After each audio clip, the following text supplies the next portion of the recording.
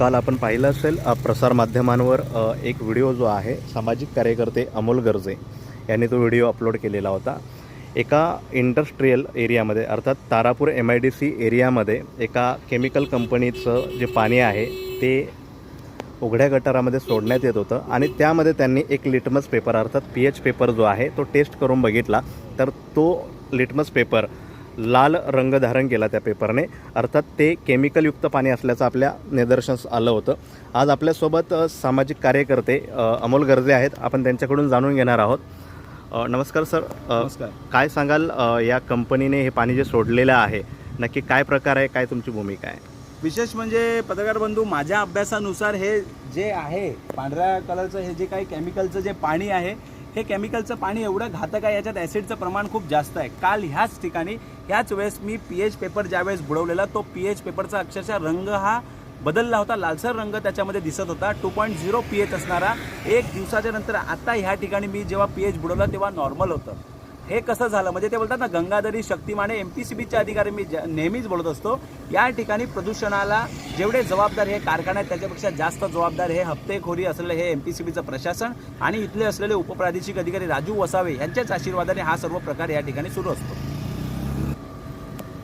काल आपण प्रसारमाध्यमांवर जो व्हिडिओ अपलोड केला त्यानंतर आज आपण पुन्हा एकदा टेस्ट केली आणि तो पेपर नॉर्मल असल्याचं आपल्याला पाहायला मिळालेलं आहे। काय नेमकं तुम्हाला याबद्दल वाटतं? कसं झालं आहे, काल ज्यावेळेस मी व्हिडिओ शेअर केल्याच्या नंतर ही जी कुठली कंपनी आहे त्या कंपनीला माहितीच असेल की हे केमिकल त्यांचं आहे आणि MPCBचे अधिकारी हप्ते घेतात कारखान्यांकडून, म्हणून त्यांना माहितीच असेल हे केमिकल ह्या झोनचा मी त्याच्यात उल्लेख पण केला की ह्या प्लॉटमधला या कंपनीच्या समोरच्या परिसरातला हे विषय आहे। त्वरित ह्या MPCBच्या प्रशासनाने कंपनीच्या मालकाला किंवा कोणातरी फोन केला असेल की बाबा हा मुद्दा आता अमोल गर्जेने घेतलाय, तर तुम्ही आता काही दिवस केमिकल सोडू नका, अशी त्यांची भूमिका असेल। पण आज या ठिकाणी अक्षरशः PH बुडवला, तुम्ही बघितला हा PH नॉर्मल कसा, काल पूर्ण हार्ड होता, 2.0 होता आणि पूर्ण घातक होतं। काल या ठिकाणी आमचा चुकून थोडासा पाय बुडालेला, तर त्या पायाला खाज पण आमची येत होती, पण आज हे पाणी नॉर्मल कसं आणि तरीसुद्धा गेंड्याच्या कातडीचं हे MPCBचं प्रशासन, कोणी अधिकारी या ठिकाणी सॅम्पल कलेक्ट करायला पण आले नाही आणि त्यांना वाटलं असेल की अमोल गर्जेने आता व्हिडिओ टाकला म्हणजे आम्हाला सॅम्पल कलेक्ट करावे लागतील।